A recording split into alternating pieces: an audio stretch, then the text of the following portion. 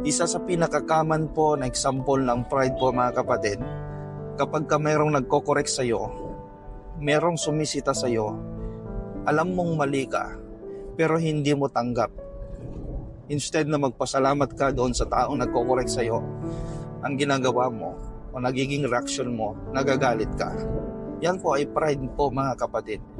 Pero hindi po doon nakabox lang ang salitang pride. Pride din na may tuturing kapag ka merong accomplishment at gusto mo, laging andun ang iyong pangalan. Hindi ka papayag na hindi mabanggit ang iyong pangalan kapag ka nagkaroon ng recognition doon sa accomplishment na yon.